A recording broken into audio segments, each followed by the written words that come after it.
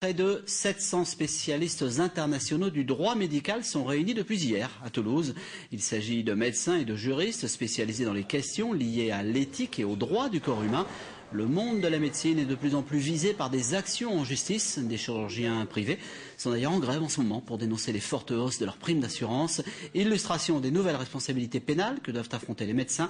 C'est à la clinique Pasteur à Toulouse. Nicolas Dupin-de-Bessat avec Marc Robert. Prendre attention, hein.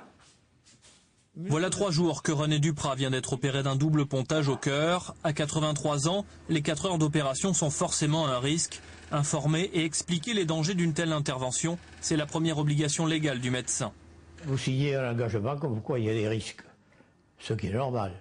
Parce qu'on vous le dit avant, on vous dit, vous savez, il y a des risques, mais vous restez comme ça, il y a encore plus de risques.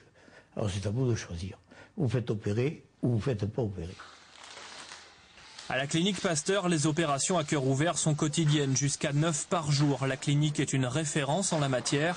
Pour autant, à chaque intervention, l'exposé obligatoire des risques fait toujours frémir le patient. Une anesthésie générale, ça peut être fatal. Une péridurale, ça peut vous rendre paraplégique. Et ça, je pense, pour ma part, vu le peu de cas, si vous voulez, retrouvés maintenant dans la littérature, de par les progrès techniques, c'est peut-être une erreur. Parce qu'à partir du moment où vous parlez d'un risque, les gens se souviennent du risque et non plus du tout de la notion statistique.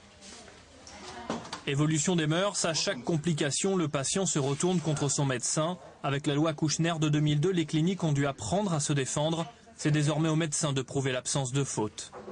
Le patient, c'est avant tout un client, que le client estime qu'il a des droits à faire valoir, à faire respecter. Et de plus en plus, les gens n'hésitent pas justement à faire valoir ses droits. Je pense qu'on ne sortira pas de la judiciarisation puisque c'est un fonctionnement de la société. En revanche, nous avons en France une législation sur les droits des malades qui permet une indemnisation des accidents médicaux. Mais la mode n'est pas encore au procès systématique. Sur 20 000 opérations réalisées chaque année dans cette clinique, seulement 2 cas de litige.